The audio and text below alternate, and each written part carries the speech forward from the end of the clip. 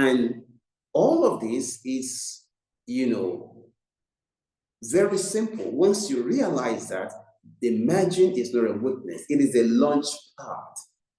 What the center calls limitation, the edge converts into innovation. So the idea could be the cornerstone of a manifesto for leadership, entrepreneurship, or national strategy.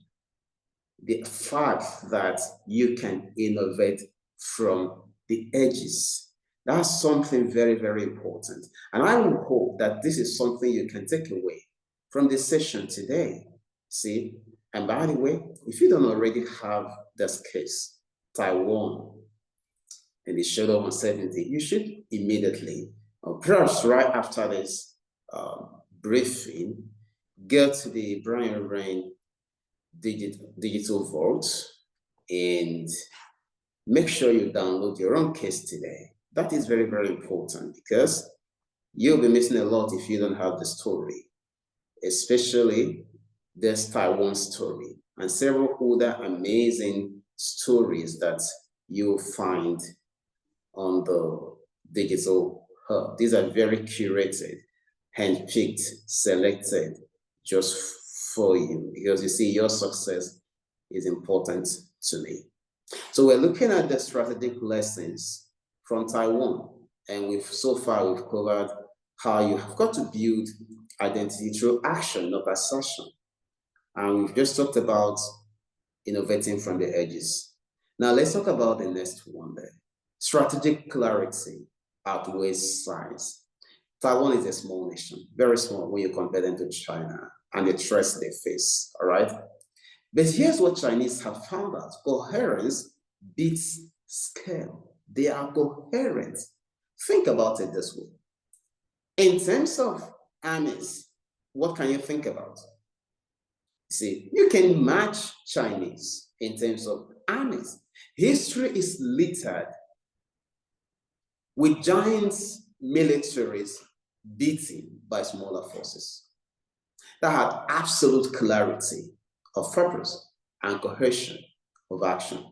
Think about Vietnam.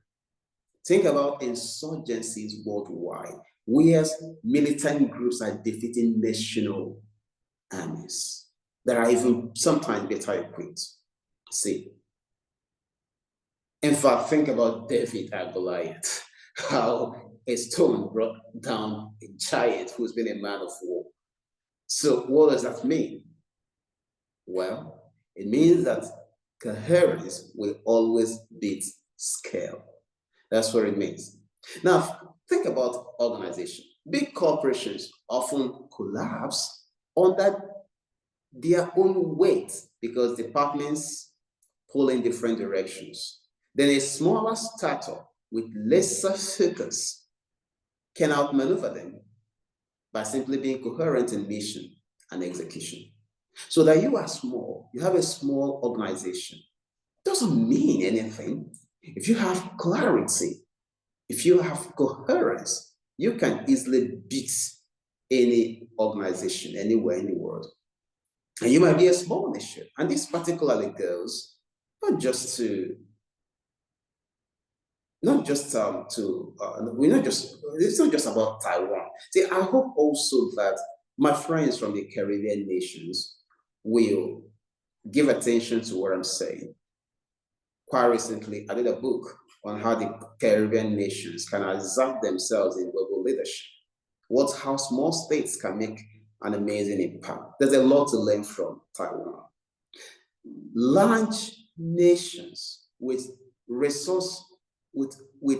amazing resources, right? Many times they squander their potential because of fragmentation. Meanwhile, small nations like Singapore, again, if you go to the case library, you're going to find a case brief on Singapore, an amazing story of how Singapore made an incredible, were able to make the incredible difference that we see today. So I advise you, make sure you go to the Brian Urban Digital Vault, because there's a lot that you'll find when you go there. And why some of this materials, some of the resources there are for sale at very low cost anyway. There are many, many, many, resources that are completely free of charge just to help you. So it's very important that you consider going there right after this conversation. You just visit the Brian Reben Digital Vault and check out these cases. Here I was talking to you about how large nations, large resource-rich countries can easily squander their potential because of fragmentation. Meanwhile, small nations like Singapore, Israel, think of Rwanda and think of Taiwan, punch above their weights because their strategies are coherent and not sprawling. So size will always bring weight. The coherence brings direction. Now, does it mean that large nations can't succeed? Emphatically, no. Size is an advantage as well, if well managed, right?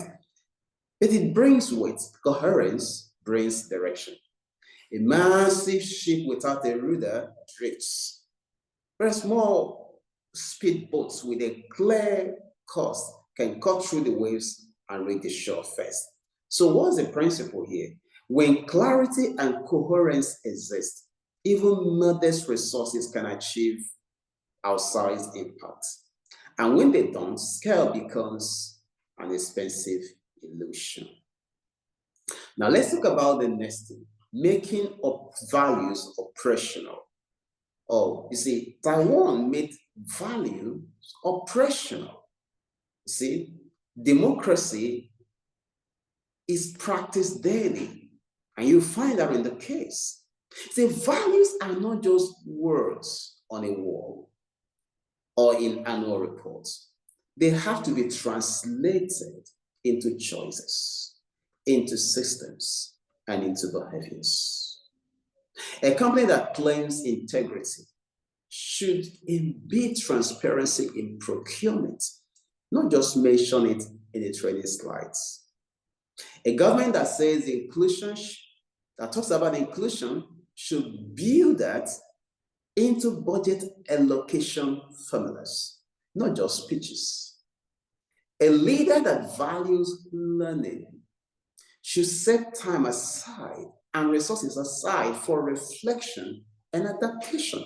In other words, values must guide operations, not just aspirations. I want you to take note of that. Values must guide operations, not just aspirations. Secondly, stories create resilience. So why stories? Because human beings don't rally around spreadsheets.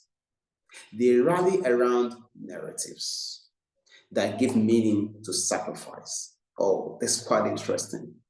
See, people become committed because they can find meaning that is personal to them. See, so stories turn pain into purpose. Imagine someone said, we suffered, but it built us. We suffered, but it made us strong. You see, that becomes, that story becomes a narrative that inspires. Stories allow for continuity after disruption. Think about Israel, Israel's national story. Think about South Korea's narrative of reinvention. Stories also makes resilience collective. See, people endure more when they see themselves as a part of a bigger plotline, a bigger story. So when you put this together, what do you find? When values are operationalized, you get coherence. And when stories reinforce them, you get resilience. Oh, that's so powerful. That's so important. And I hope you can think about that,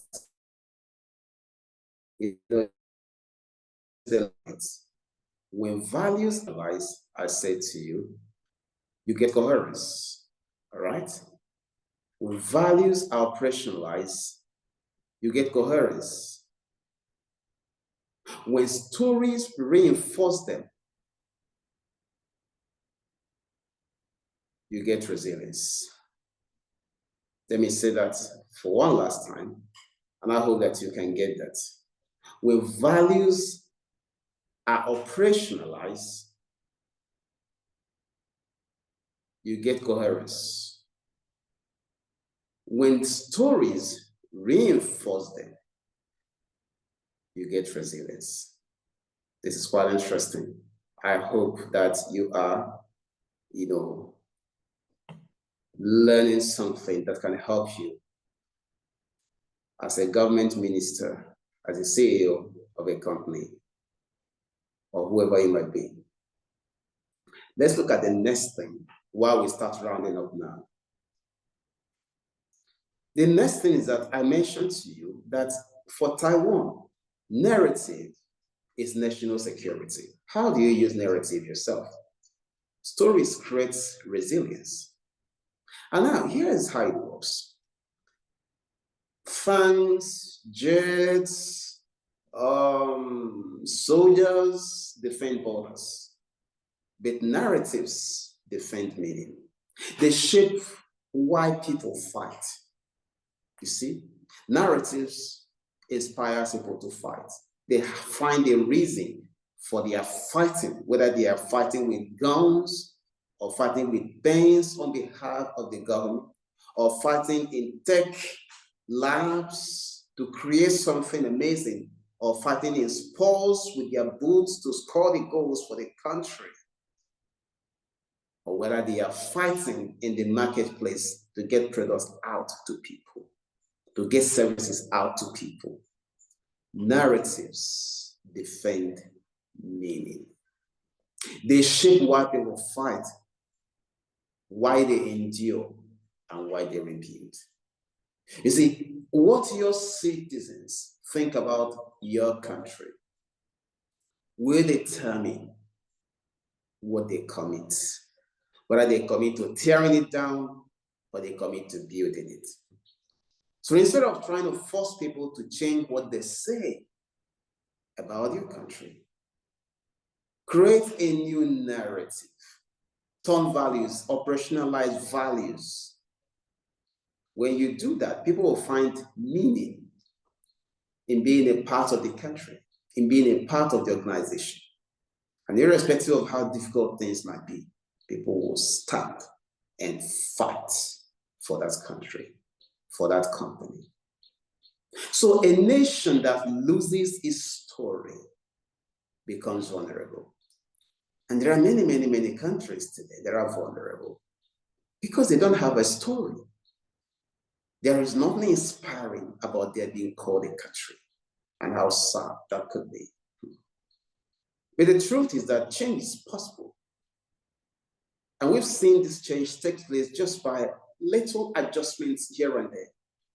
In the countries, for example, that I have worked with, organizations that I have worked with. So when a country or a company loses its story, those countries or companies become vulnerable, even if it has weapons. See, weapons will pick up themselves and fight with themselves. A nation with a strong story can survive without them. I mean, look at Ukraine's morale versus Russia's size, or even a post-genocide Rwanda. That's something to learn from it. Again, stories create resilience. Now, story is the glue in a crisis. It transforms chaos into continuity. Shared nation stories turn citizens into stakeholders, not just residents. And that's why countries that are under threat, under siege, often become more united. The pressure clarifies their story. See? So imagine your country is going through economic difficulties right now. Imagine your company is going through economic difficulties right now.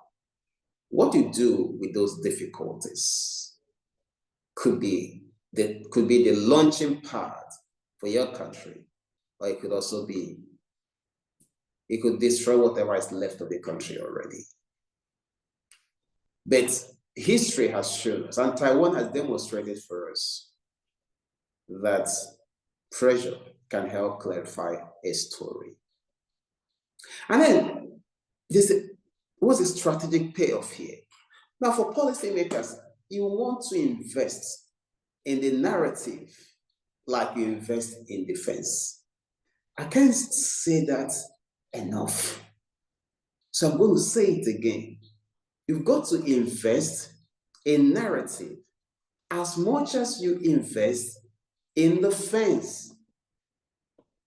If you don't understand this, in a world as ours, you are in trouble. And as an organization, I'm going to talk to you in a moment as well. But if, as you know, a public service leader, you don't understand this, you are in trouble. All right? You've got to invest in your defense. That's fine. But you must also invest in narratives. And if you don't know how to do that, I will be more than happy to recommend that you visit Brian Urban Digital Vault, because you'll find resources that will help you. Or just email us to get started. service@brianurban.com.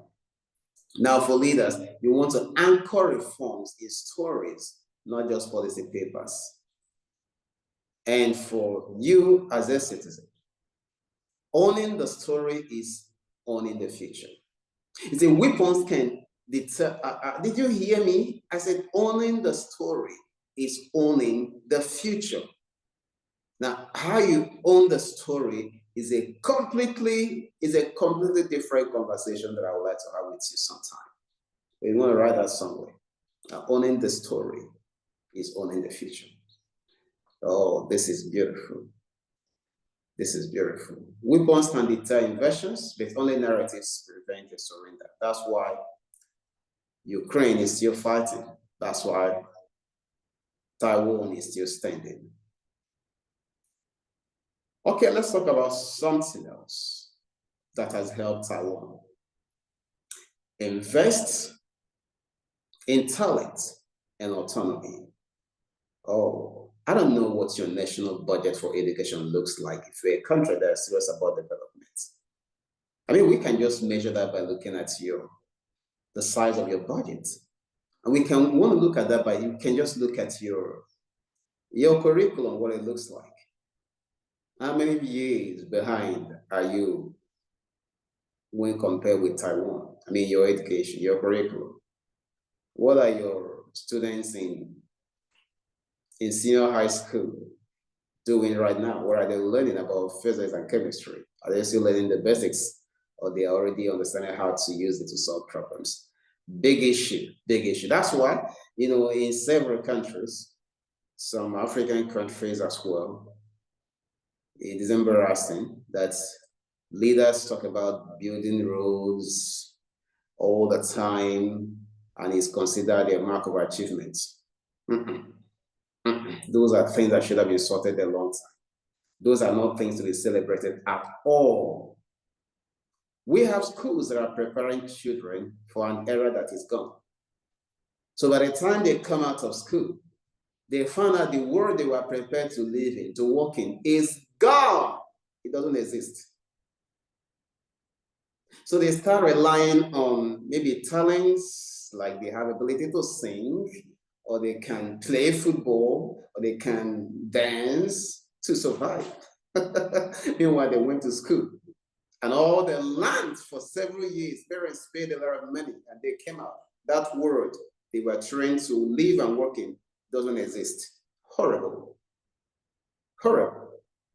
And this is a call and a challenge to governors, to Congress members, to everybody in a position of authority that can make a difference. If you love your country, do something about the talent.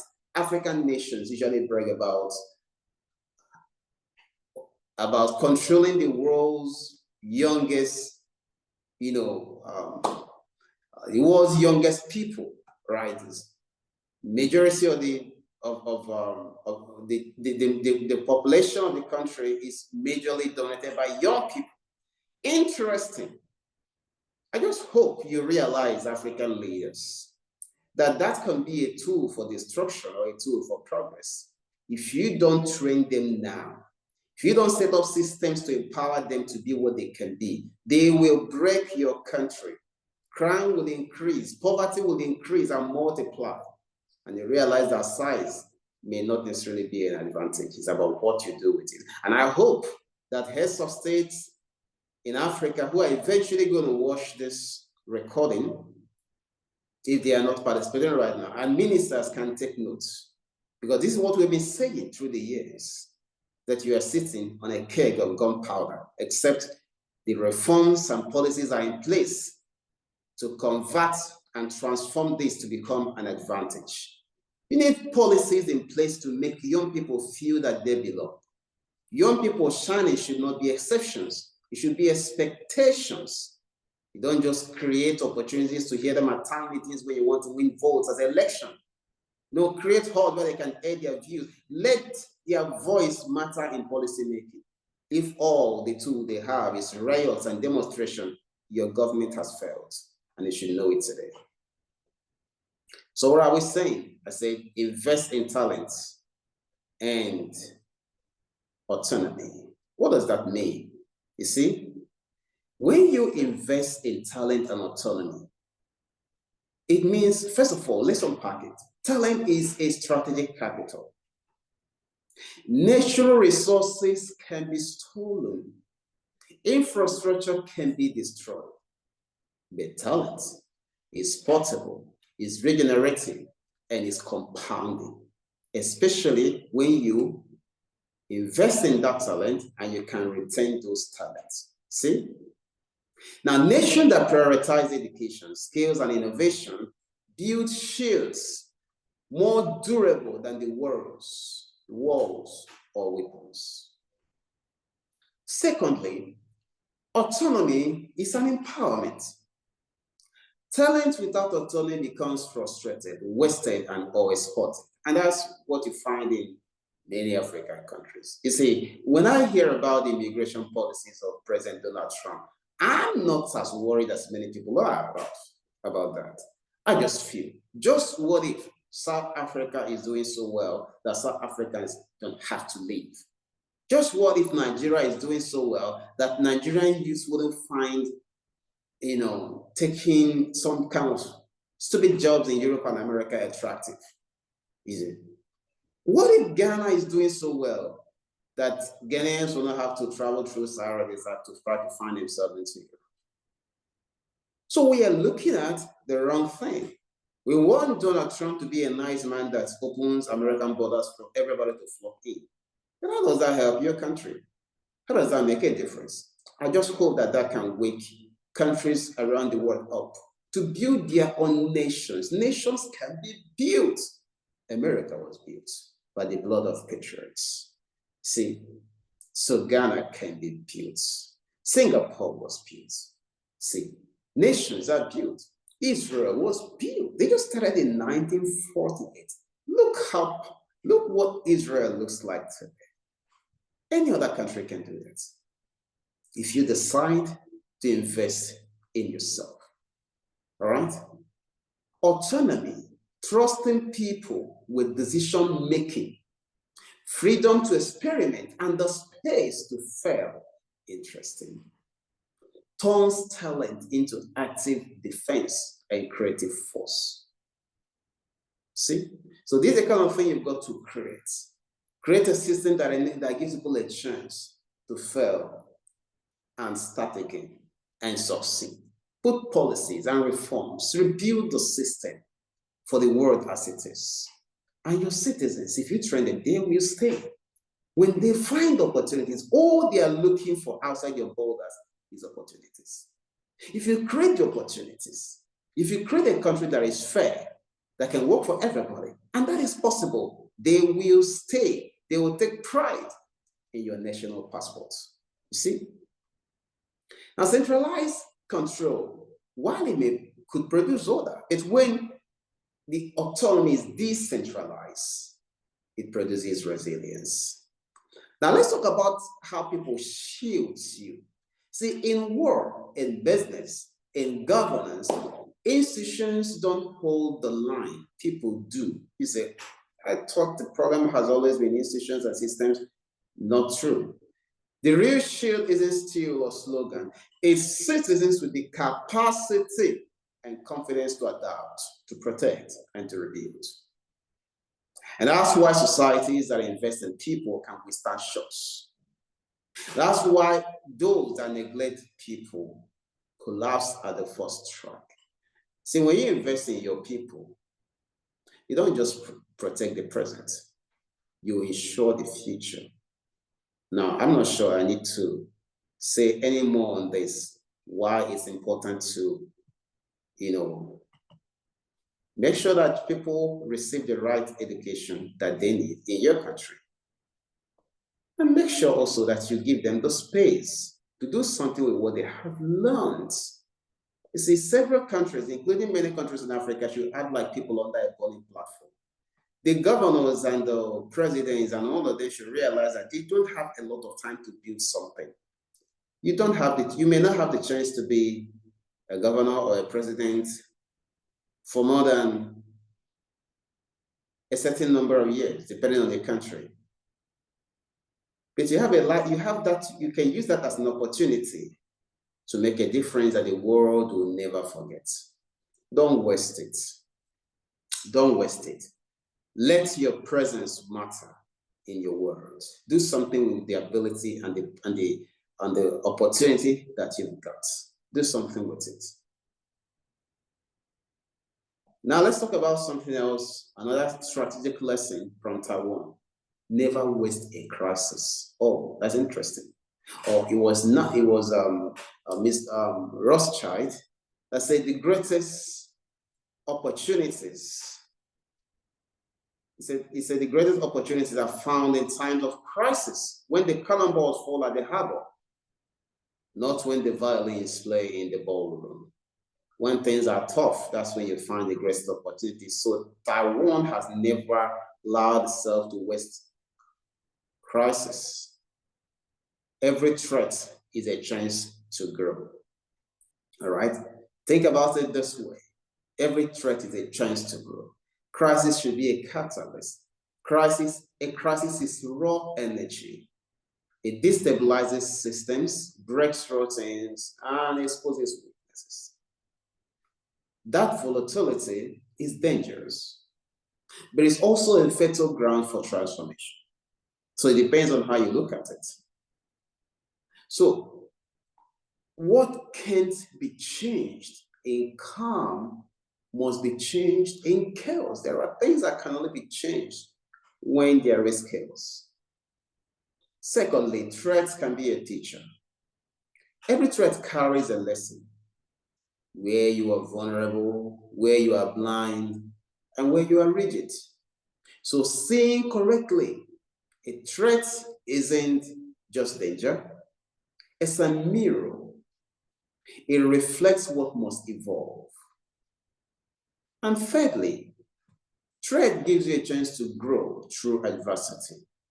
Your organization, leaders, and nations that emerge stronger from crisis are those that learn quickly, they turn pain into insight, adapt decisively, so they act before comfort returns. They institutionalize gains, so they embed reforms so that the lesson sticks. So crisis is a tax life imposes for growth.